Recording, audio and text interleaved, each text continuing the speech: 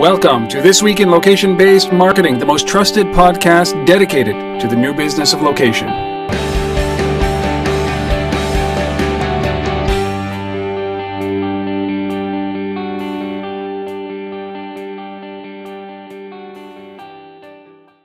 Well, hello everybody and welcome to This Week in Location-Based Marketing. Today we are doing episode number 125, recording this live in the afternoon of April 12th, 2013. My name, Rob Woodbridge from Tether.tv, located in Ottawa, Ontario, Canada. And with me as always, from... Asif Khan from the Location-Based Marketing in Toronto. And I don't know about you, Rob, but the weather's been crap this week. It's been rain and freezing rain and ice pellets and not snow really, but just crap. I should just share the screen, but I'm not. I'm gonna, for those of you who are watching, see if you can't see this very well.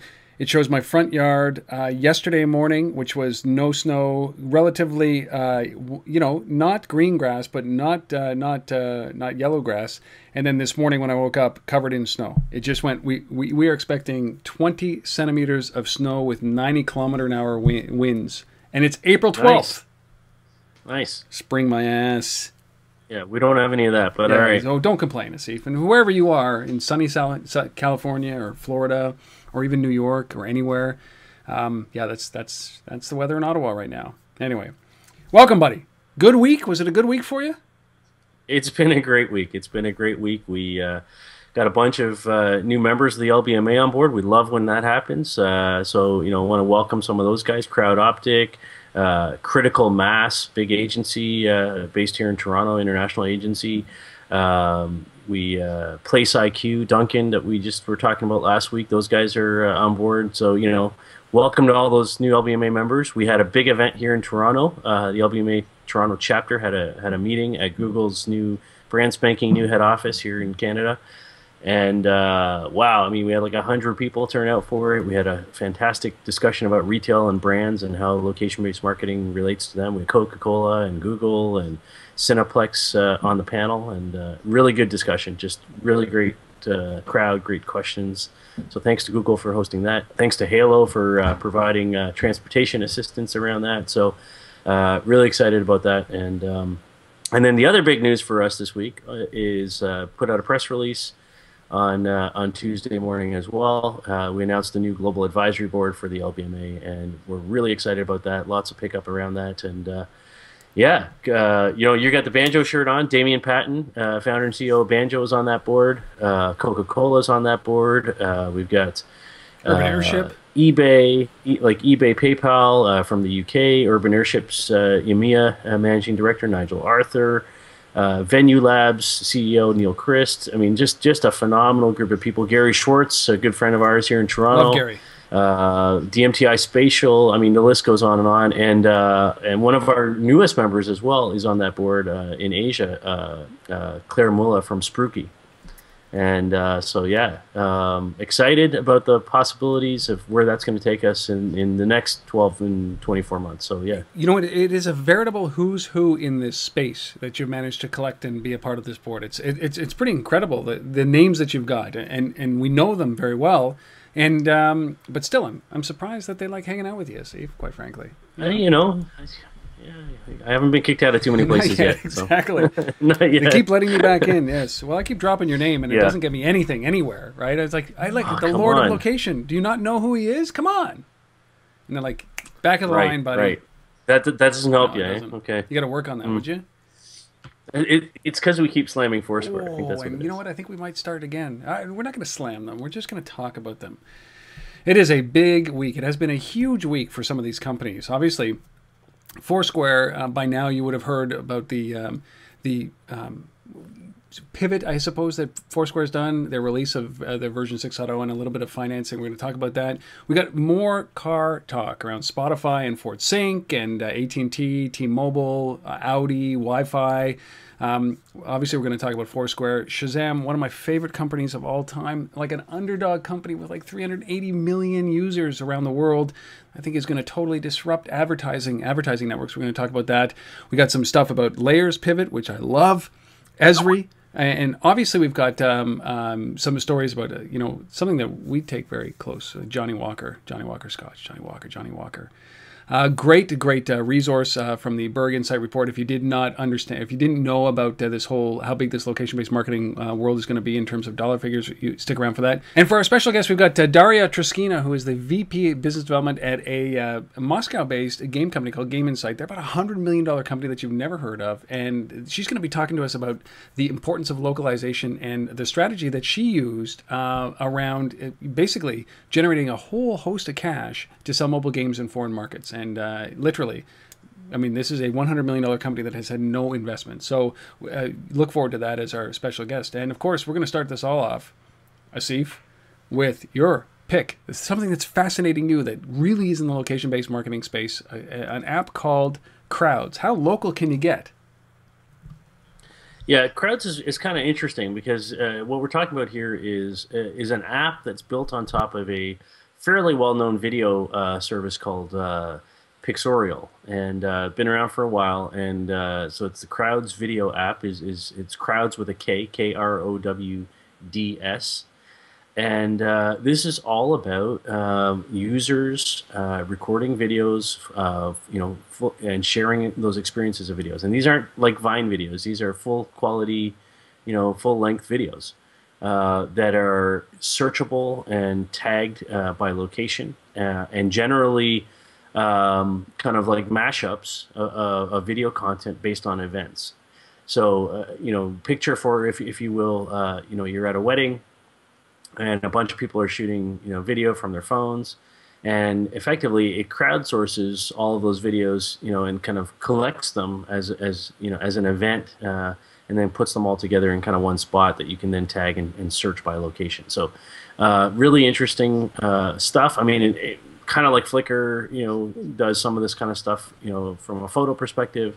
But here now we're talking about it from a video perspective. And, it's built on top one of the most robust video platforms that exists in Pixorial. So, this is strong from a technology perspective. So what this does is it's that kind of shared communal experience, but done through video. So you get different angles, all compiled into one video, or not one video, but one location, right? Yeah, exactly. Yeah, I like this. I like this a lot. Crowds, Krowds.co, crowds.co, crowds.co, not crowds.com with a K. There's KROWDS.co. Okay? There you go. Cool. Crowds.co. All right. Well, I'm going to start using that. In fact, I'm going to start using that right away so that at least I can share my experiences. The Springsteen concerts, they really come to life when you have multiple angles like that. All right. There you go. All right, so let's jump into this. We got a whole bunch of stuff here, and I think that the debate and the conversation is going to go on forever. We're going to limit it, obviously. We got a limit of time here. So our first story, man, oh man, oh man, what is this? Well, our first story is about Shazam, and you and I are both huge fans of Shazam. 380, 90, depending on what stat you're reading these days, 400 million users almost of this thing. It's been around forever. It seems like was like the first app released or something in the app world. I don't know, but it's been around for a long time to have that kind of user base. And if you've never used Shazam, very simply, it was designed to listen to an audio sample, check a database, and tell you the name of that song when you're in a restaurant or a bar or wherever you are, and you're like, oh, this is a great song. I want to know what it is, or I want to download it, or I want to buy it, or whatever. And it still does that. But Shazam's business model over the last 12 to 18 months has significantly shifted from just checking songs and seeing revenue from iTunes by connecting to those songs to really moving into the television space. And it started with the Super Bowl 2 years ago, where what they were doing is embedding audio signals in certain TV commercials, working with those advertisers and those brands. And as you're watching the TV commercial, you would see a little Shazam icon come up, and most people, as we know, watch TV with their tablet or their phone beside them.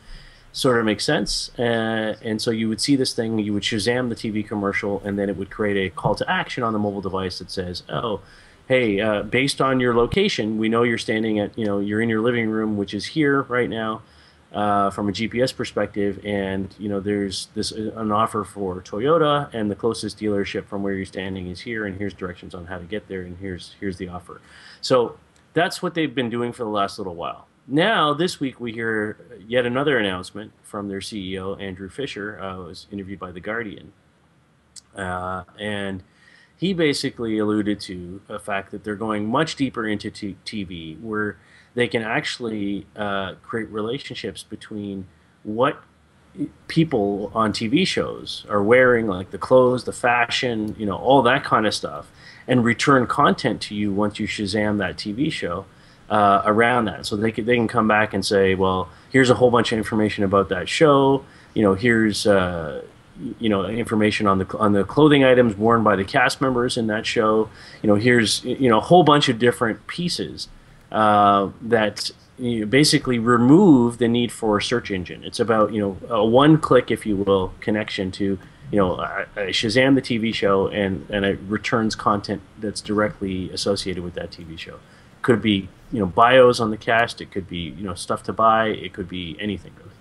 So I love it. I love where they're going with this kind of stuff. They're making lots of money, and Shazam's just ready to disrupt the world yet again. Yeah, this was an odd story, because I think that the Guardian ran this with some quotes from Andrew Fisher talking about that, where he says, literally, I quote, I'm going to read from the screen here. We have the ability to identify the product in a TV show so that when somebody Shazams it, they find out where a presenter's dress is from in one click. And this is Shazam CEO Andrew Fisher told The Guardian.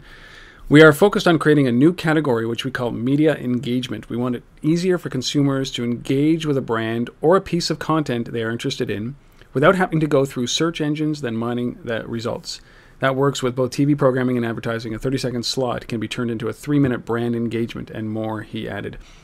And then, a couple of days after that, Asif, what they talked about was a Shazam spokesperson came out and said Shazam is not working on a new app for fashion. While there have been a number of blog posts and news articles written based on articles in the Guardian and Observer, many of them have been misrepresented. What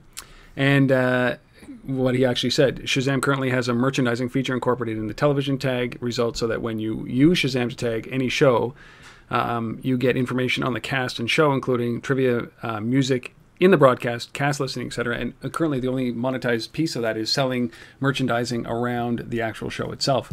But it just seems to me like when he comes out and says that to The Guardian, which isn't a rag, and says something like that they are in fact extending this into the ability to purchase right from the show. Like, I like that dress, I like those pants, I like those shoes, tag the location, the time I'm watching it, and then allow me to buy.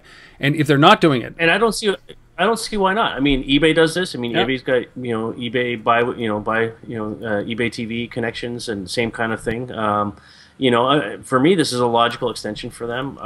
Maybe they weren't quite ready to announce the thing, and he just jumped the gun or what have you. But this is where Shazam needs to be. And it's not just TV, radio too. I mean, here in Toronto, there was a great campaign done by a Hudson's Bay company, big retailer up here, big department store chain, where their CEO Bonnie Brooks, did a couple of radio ads just before the Christmas season. So you're in your car, you're listening to radio. She comes on with this little thing, and they tell you to Shazam the radio ad. Same thing. It's about a specific offer, specific product that they're pushing.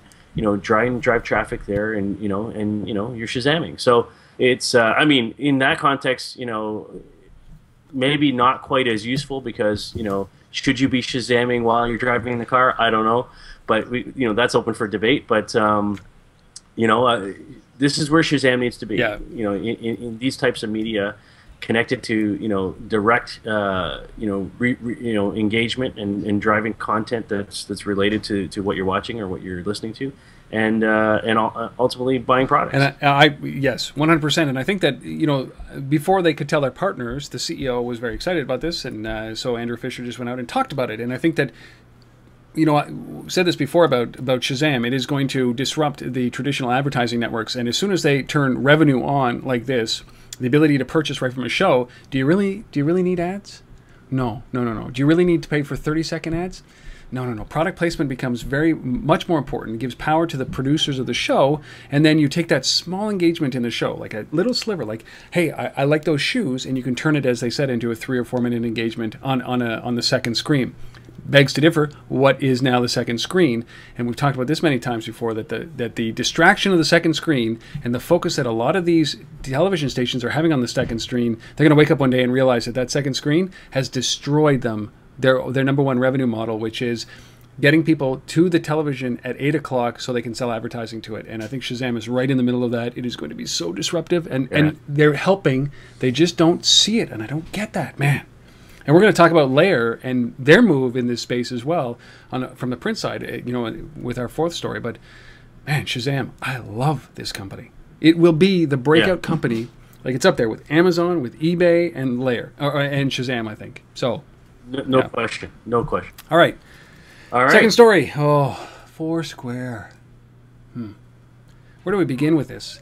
Maybe a little bit of the facts first, okay?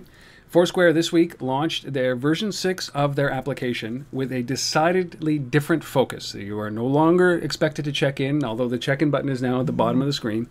This is now a search and discovery application, like Yelp and like Facebook is trying to do and like Google is trying to do. But this is now their business, is discovery. At the same time, they raised $41 million. Now, the $41 million is not an investment. It's a debt financing with no valuation, with absolutely no valuation determined, not even what it was in 2011 around their time of the last raise. We know they've been trying to raise a lot of money, or raise money for a year now, maybe, at a $600 million valuation, which is on par with what they raised in 2011. Their numbers are slowing in terms of growth. They won't release the number of actual average monthly users. What does all this mean, man? Well, see if I know what it means in your perspective, right?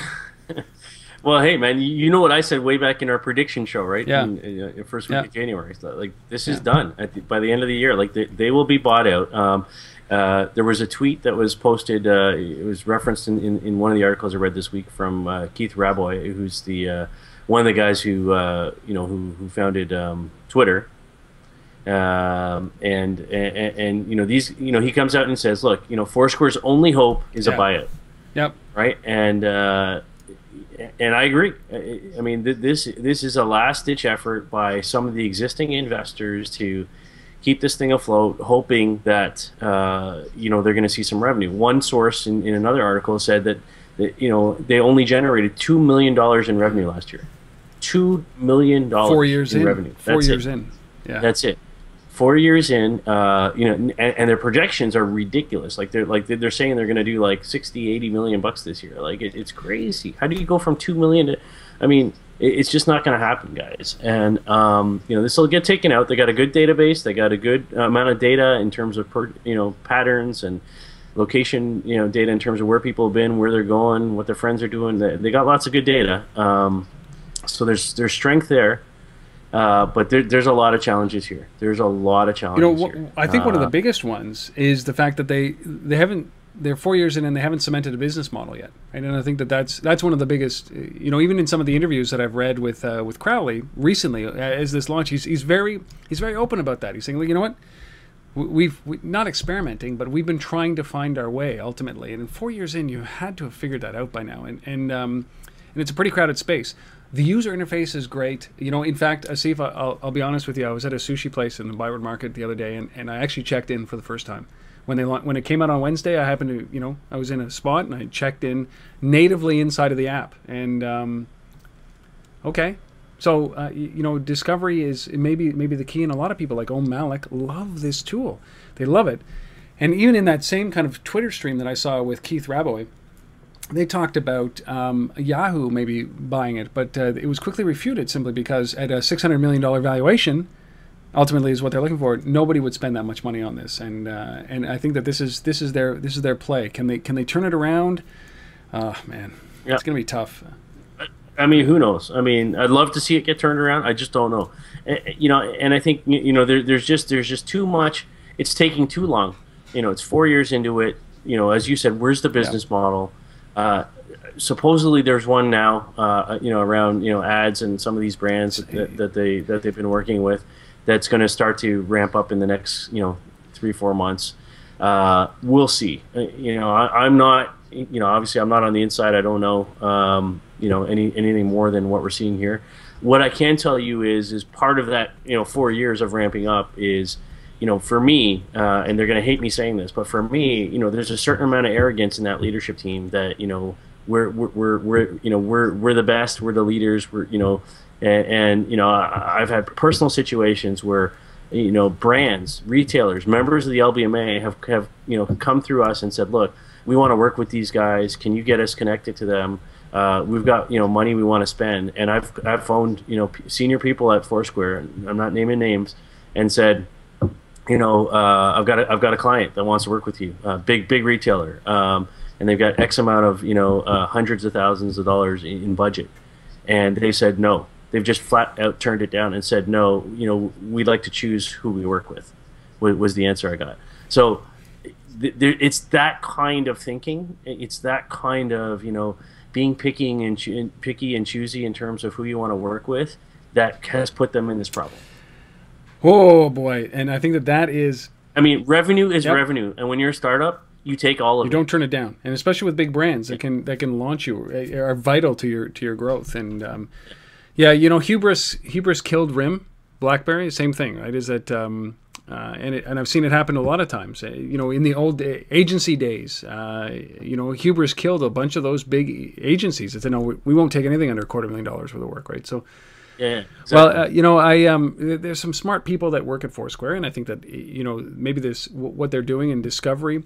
It's a crowded space, and there's already some behemoths in there. But the UI, the experience that they're creating on the app, is far greater than a lot of those things. And but maybe without question, there's still a lot of value. There's still an opportunity to fix this. Yeah. And I hope they. I think that, but it's the stalling of the users, right? And the growth, because we talked about this a year and a half ago, saying, listen, if they don't reach 20 million by the end of this calendar 2012, and it's active users that they've got to be a part of. So you know what? If you take the transplant, if you take that technology, and maybe somebody buys it for the technology, maybe they buy it for the team, if it's an acqui-hire, I don't know, but they take it and they put it into somebody else's stream and let it roll out with somebody who has millions and millions and millions and millions of active users. Maybe there's an opportunity for that to actually thrive and the relationships go. But they got to see that, and they got to know when to hold it, know when to fold it, as Kenny Rogers would once say. So Foursquare, you know where to find Foursquare, Foursquare.com. I'm trying to get them on the show, hopefully to get them as a guest, maybe after they listen to this. I mean, we're objective. We have no personal play in this. We're just making a comment on the industry, and they can't remain secretive. And if they don't want to come on the show, that's one thing. That's fine. Love to have them on to have that conversation about what makes them so great. So we want to bring this industry up. Would do. So hopefully. All right.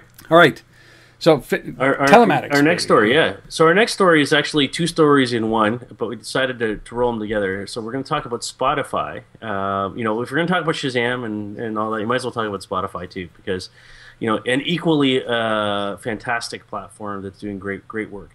So Spotify recently announced a partnership with Ford and connecting up to their Sync app.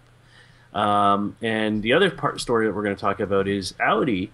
Working with T-Mobile to bring Wi-Fi into cars. So what we're talking about today is cars. And you and I, for the last couple of months, we've been talking about the importance of telematics and what that means for the location ecosystem, and the car being viewed as a device, as a location, as much as the mobile phone by itself. And so the Sync piece, Ford Sync piece with Spotify is very simple. It's just you've got the Spotify app on your iPhone, you connect it up to your Ford Sync thing.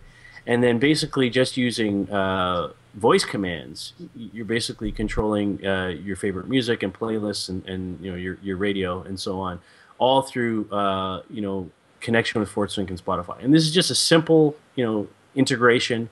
There's nothing real rocket science to it, but it brings Spotify into the vehicle, which is interesting because in some respects it displaces where a lot of vehicles have recently been moving the last couple of years into satellite radio and things like that, but with a growing base, for Spotify, I think this is an interesting potential disruptor around, how people consume music in the vehicle. It happened on the device, right? It certainly happened, to CDs, and when you start to think about the benefit to an advertiser, to advertising on the radio versus advertising in something like this, Spotify in the car, it makes perfect sense. And you know, that's the dashboard. We think about these things, or whatever format these things become, as the hub, right? The digital hub. So where I go, this comes with me. I want to put it into something, and then I would love to it so that I can have all the services here, but do it over voice while I'm driving the car, so that I don't have to look at the screen or do anything like that. And this is just a natural extension. And I love this. And it's the same thing we talked about. What is it? Smileage? Last week with Volkswagen. Yes, with Volkswagen. Yeah, you know, right, that always on, you know, smart ambient device like this makes sense. And I think that even when you talk about Audi and AT&T and Wi-Fi in the car, same thing, right? Same concept. Yeah, for sure. So, but before I go there, though, like the other part of this is remember, both Spotify and Pandora right now. You know, the majority of the ads that get delivered into that into those networks from a monetization perspective are location targeted ads now, right? So, you know, so think about that as you bring that into the car, right? You know, any ad that you get over that Spotify radio through Ford Sync is location targeted. So, you know, and tied into that Ford Sync system comes, you know, directions on, oh, you know, go here to and follow this route to, you know, get to that store to redeem that offer. So, you know, this makes a lot of sense from a revenue and advertising perspective as well. And then just to kind of go back a story or two to Shazam. Now go to what I said about HBC, the radio ad for Shazam. Well, what if instead of you having to actually touch the button on the phone to Shazam that radio ad, you just had to say Shazam while you're driving, you know, in voice command, and it just does it, right? So for me, that's a no-brainer, and that's a very easy thing, you know, if you have that integration into those in-car nav systems. It's wicked. And for me, there's a big future in this kind of stuff, and we're going to see more and more of this intersection. So shifting quickly over to the other part of the story, so this, you know, the Audi part of the story. So you know, Audi basically has got a link up now with T-Mobile, and we're going to see every vehicle. I would say in the next 3 years, every new vehicle is going to have Wi-Fi in it. The question is what's the business model around it? In this case, it's a mobile data plan that's coming as part of this that you're paying. I think it's $30 a month for this plan through T-Mobile. It's an integration with Audi Connect, which is their version of Ford Sync, if you will, and it has a sort of an integrated piece using Google Earth and Google Voice to do local search, all coming through this, all that data driving over the Wi-Fi network. You know, so not consuming minutes on your 3G or 4G, or consuming data on your 3G or 4G network, but doing this over Wi-Fi, which is good because, you know, I think we are using more and more data in the vehicles, and if we don't have to necessarily have that coming off of our our expensive cellular plans over here, and we can have a fixed Wi-Fi plan that can do that, then I think there's a lot of value to this. So, I mean, I like this a lot, but I always got to ask the question: is that I have a radio in my car, right? It's highly localized. I listen to a very local radio, right? It's all local because it's not local to my neighborhood. It's local to my city, which is like a neighborhood. It's like a good embrace, right? But so I've got the radio that's not costing me anything. I already pay $100 a month for 6 gigs of data on my iPhone.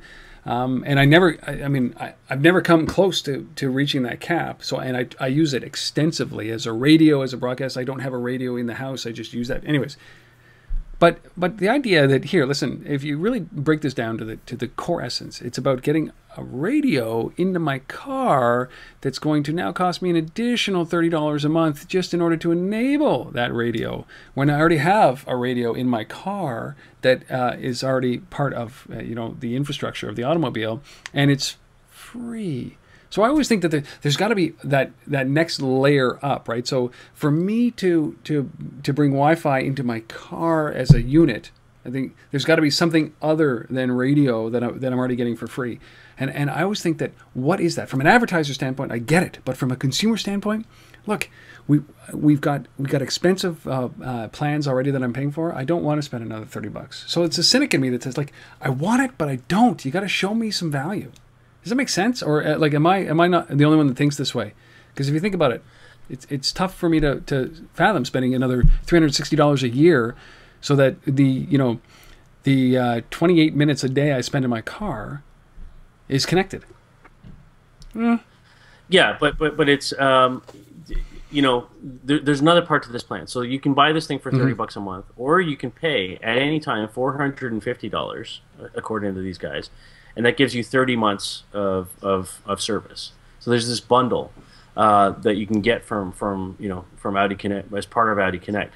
So what I envision here is this is new. They're testing this out. They're seeing how what the response rate is like. But ultimately, this just becomes a part of the purchase of the vehicle, right? So it just gets rolled in. Yeah.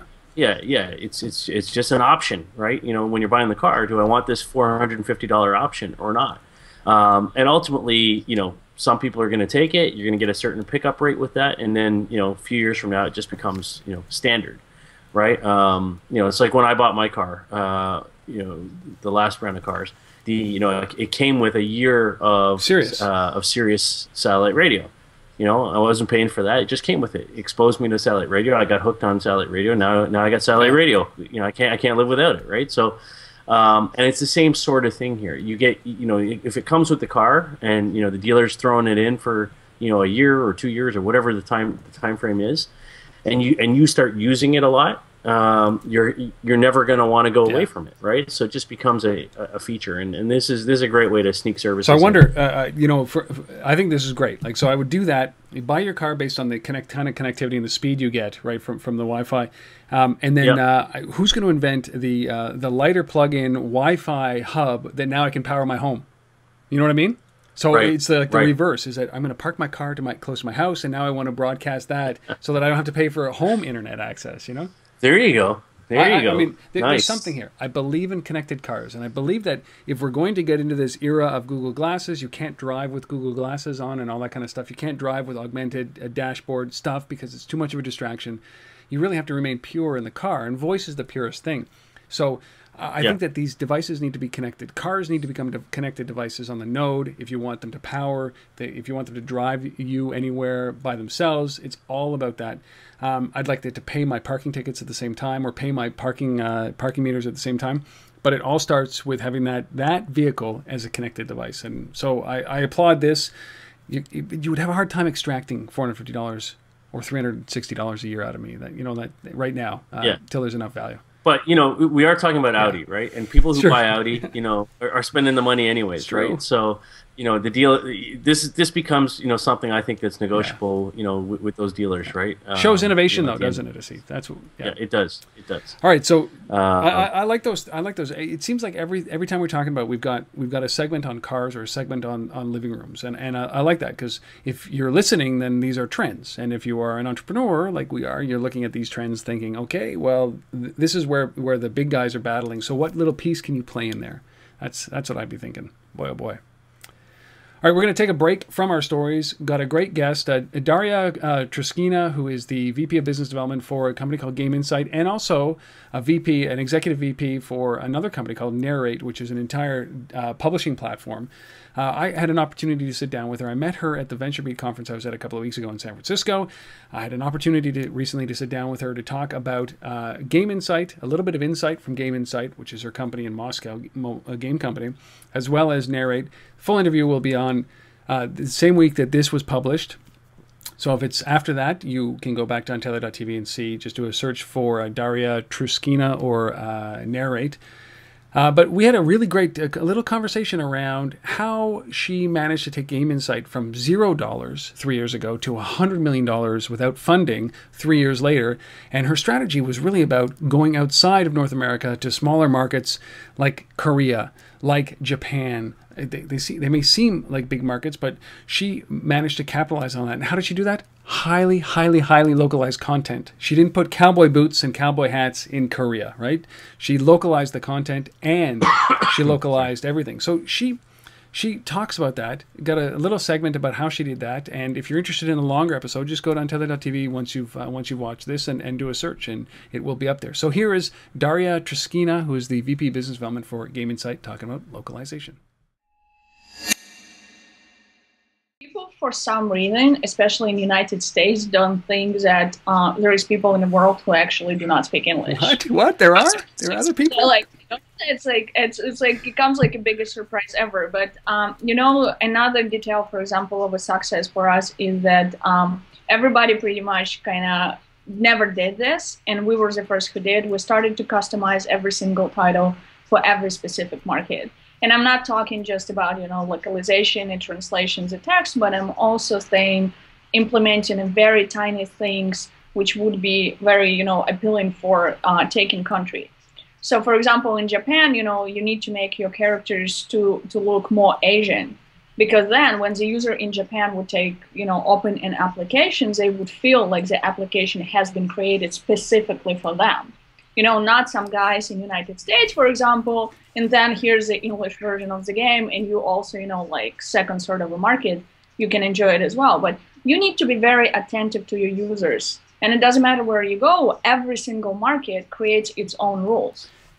And if you want to succeed in it, you know, like, and like I mentioned, like Japan, for example, and Korea are very tasty markets. They're very tasty markets for a lot of developers right now to go in, and with any type of content. And I'm not talking only about games, but also, for example, with narrate, you know, but nobody really wants to pay a very close attention to them, because there is like the workload exceeds like any beyond understanding, because you need to put more time in it, more effort, probably more people, more resources, but then it always pays off.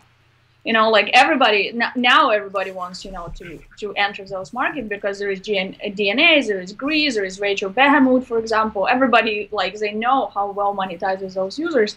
But what do we say? It's a little bit delayed, because we're already there, and we're definitely going to dominate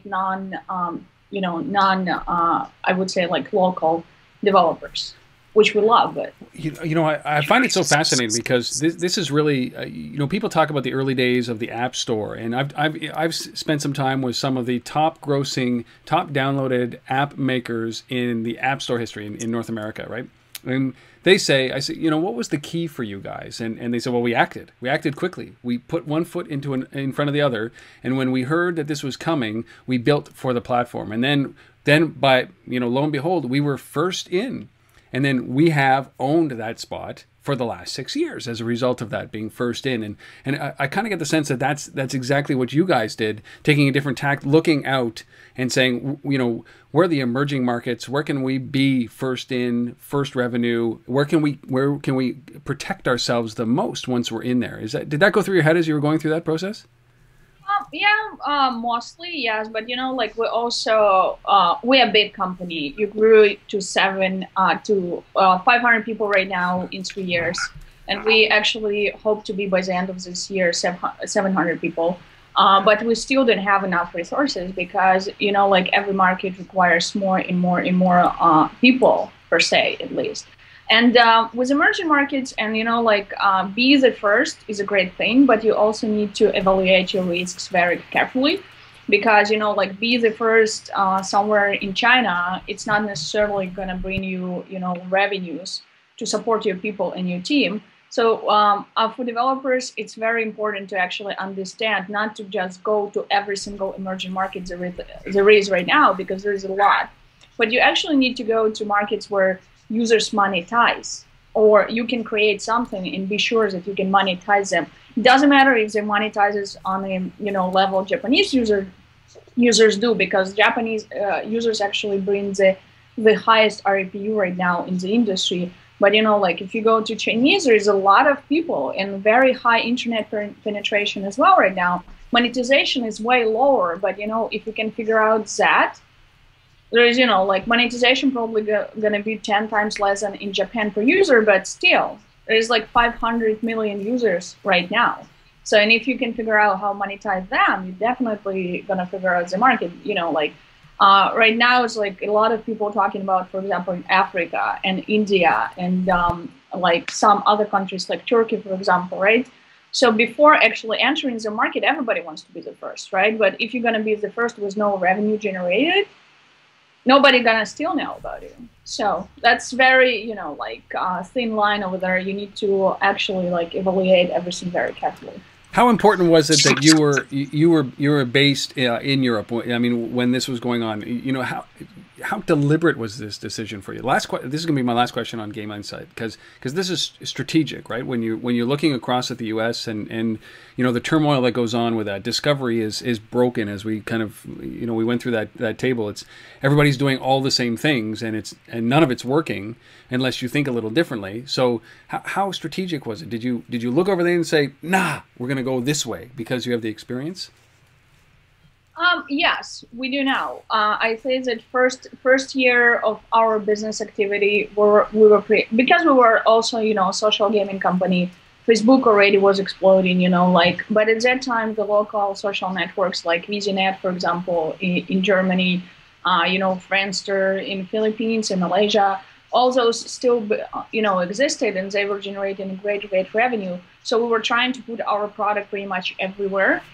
And for us, first, I would say like 6 months of the establishment of Game Insight, it was like testing and see where the markets are. But at this time right now, we actually don't have that opportunity in terms of to go and enter every single market, because we simply don't have as much resources, even though we're hiring constantly. That was Darya Trushkina, the VP of Business Development for Game Insight. Go to gameinsight.com if you want some more information. But I really appreciate her allowing us to use that clip. I really appreciate her coming on to untether.tv for a much longer episode. So go there once you've watched this. It's great insight. You know, it just shows that location means, you know, customizing for the location. It's just exactly what we've always talked about. And here's a perfect example of a company that's done that to great success.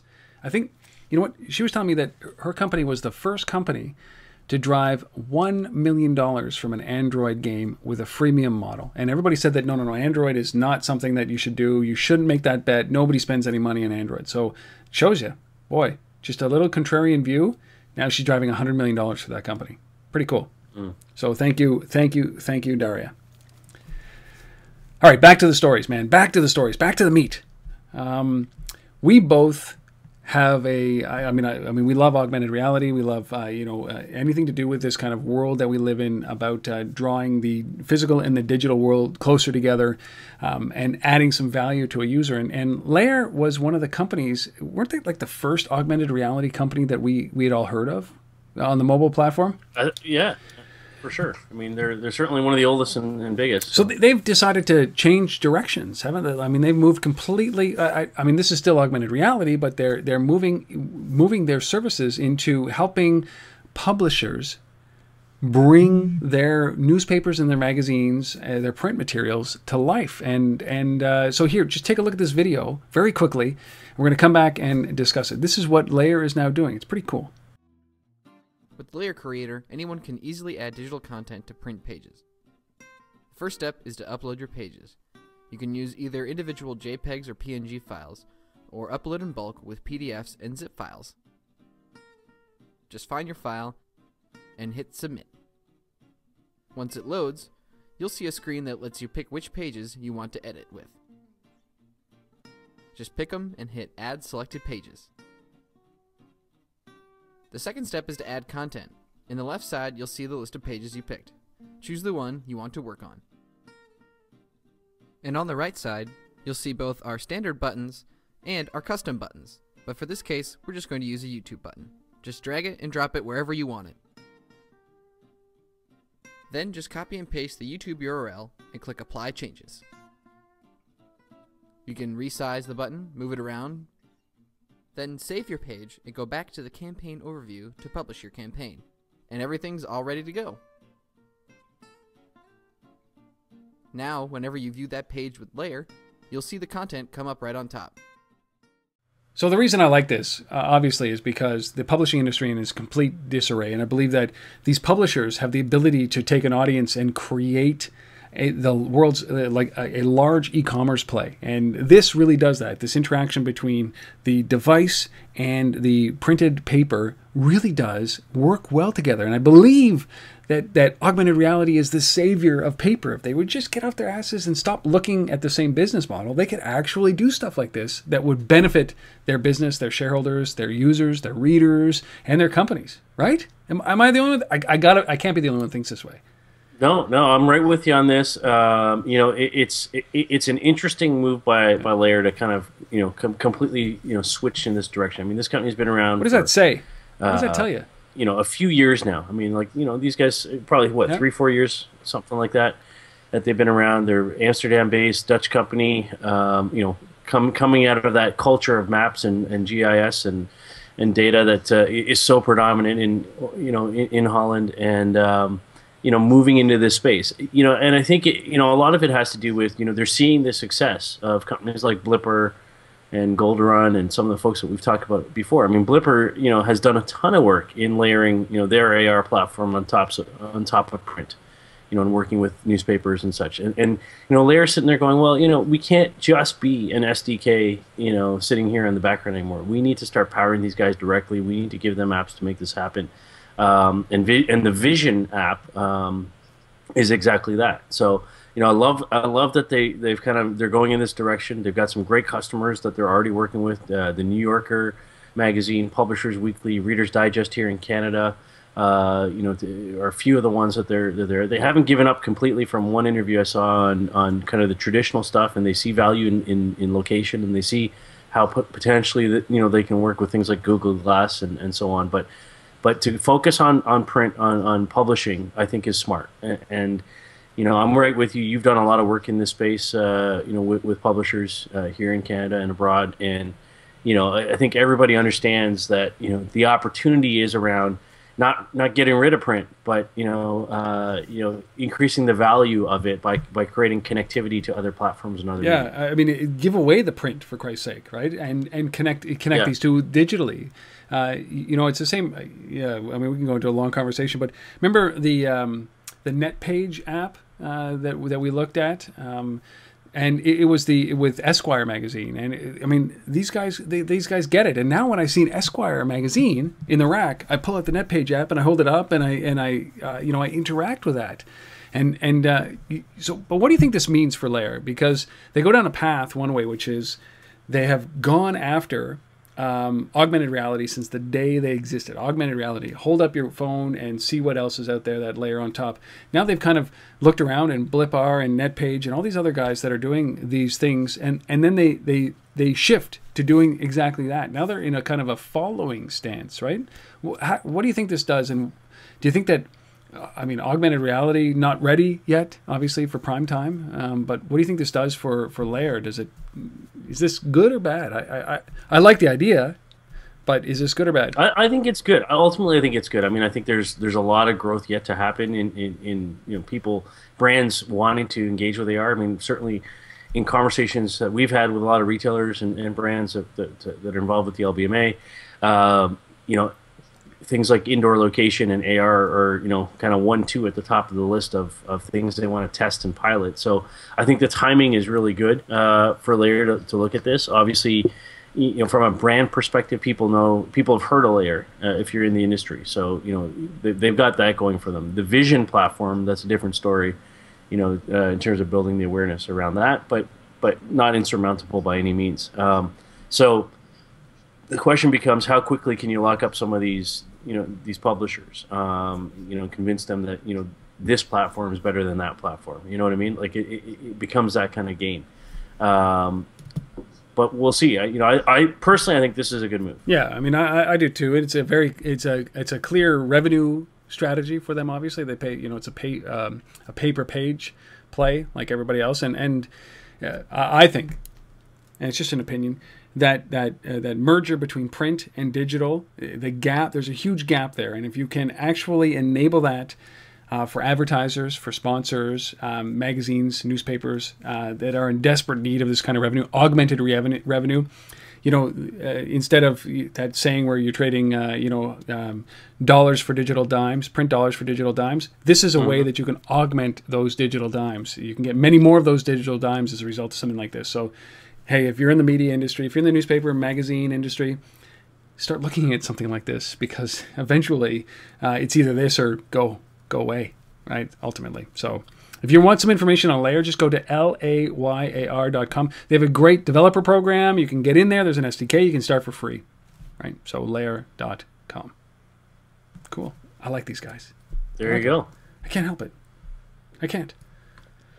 All right, fifth story. Yeah, so here's a story from another one of our great members, ESRI. Guys who've been around forever, probably the biggest player in location intelligence and geodata space. They launched they just had their big sort of developer conference, and at that they've launched something called ArcGIS GeoTrigger. Big long name for that, but ArcGIS GeoTrigger. Not a big fan of the name, but I love what it does. So basically, what we're talking about here is they're trying to solve a problem that developers have in enabling location-based services, which is there tends to be a big drain on battery life. When you're using location-based services on mobile devices.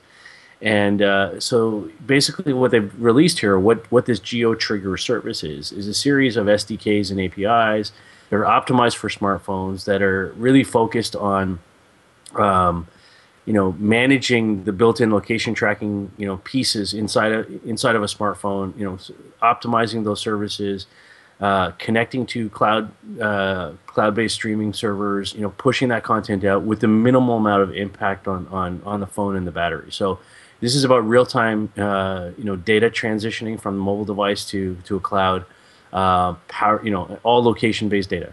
Basically, pushing from a device, optimized for the device, minimal impact on the battery, and connecting that to cloud services. And so, and this is being led by our good friend Amber Case, who now runs ESRI's R&D Center. Amber is the former founder of GeoLoki, which was acquired by ESRI. We talked about that a while back.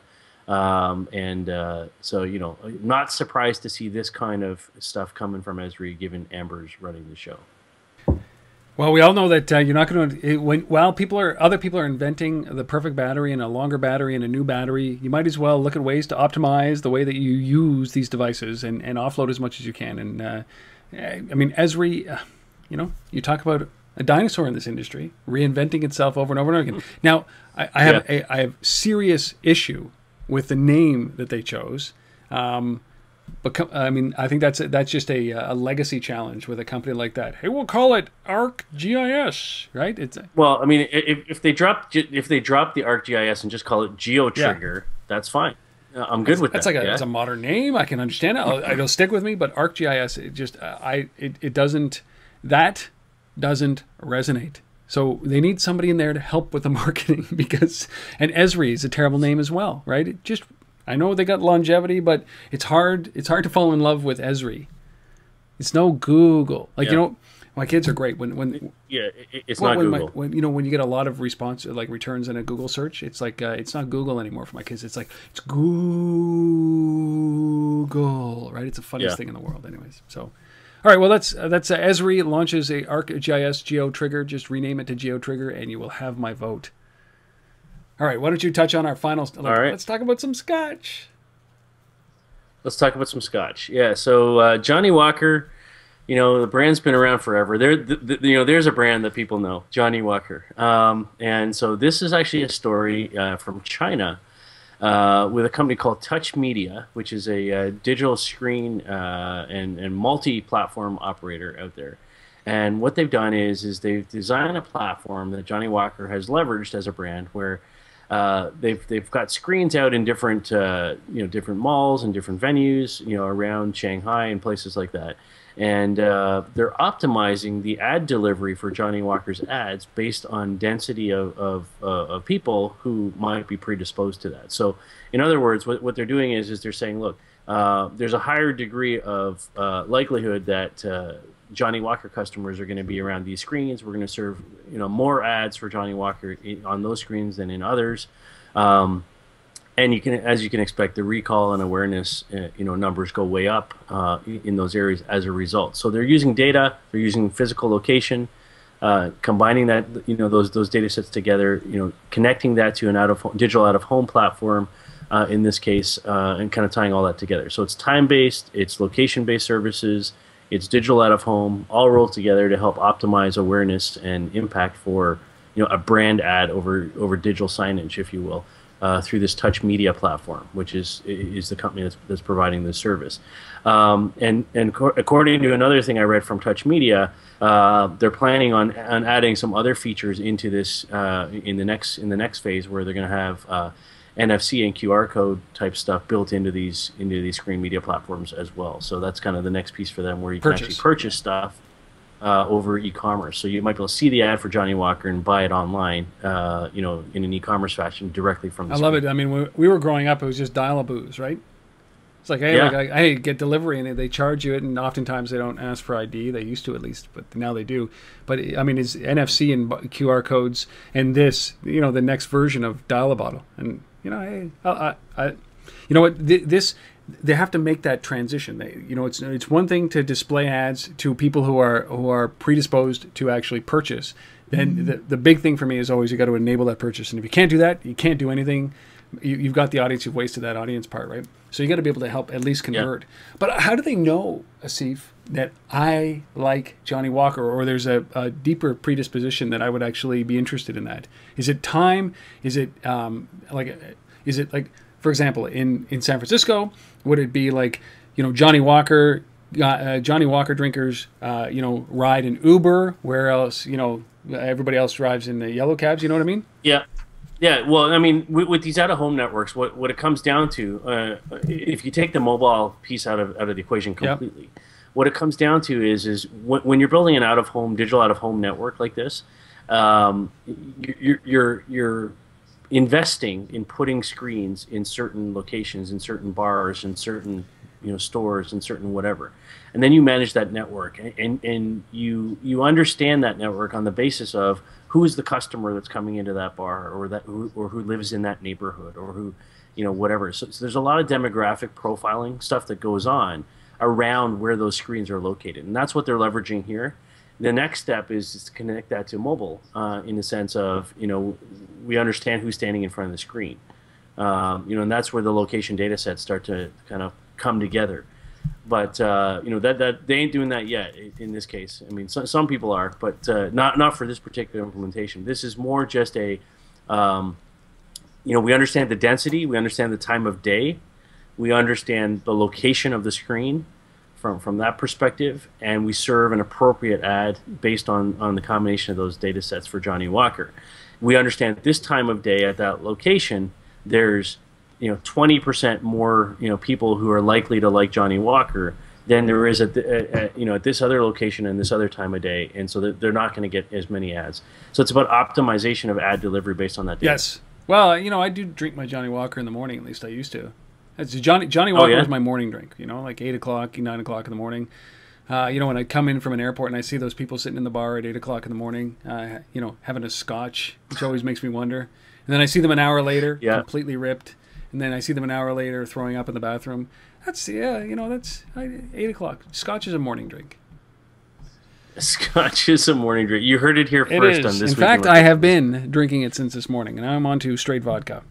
TouchMedia.cn. TouchMedia.cn. If you're interested in that, just do a search for TouchMedia and Johnny Walker. It'll give you a description of that service, and they've won some awards for it, so it's pretty cool. And Johnny Walker, good to the last drop.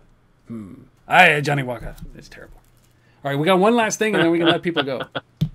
Our resource of the week, my man, the Berg Insight Report. Hey, you know what? This industry that we're in the middle of, Asif, hey, it's going to be valuable. There's money to be made in here, isn't it? It's just like I'm floored that people. This is great. They validate this industry for us like this. Yeah, it's actually a. You know, kudos to guys like ABI and Berg for, you know, continuing to do great work in gathering information and data around this space. You know, we do a lot of that, but we can't do it necessarily to the extent that you know, some of these guys are doing. And so it's getting a lot of coverage in terms of market sizing. They're basically saying that the forecasted market by 2017, and this is in euro dollars, it will be $6.5 billion market by 2017. And location-based advertising overall, here's a really interesting stat in this thing. 32.8% of all the mobile and advertising that will be going on, all mobile advertising and marketing, will be location-based. Right? 33% of all advertising will be location based. That's a huge number. It begs the question about, I mean, what the hell is everybody else doing, and why aren't they doing it? I guess there's national campaigns, but you can localize national campaigns as well, right? For sure, right?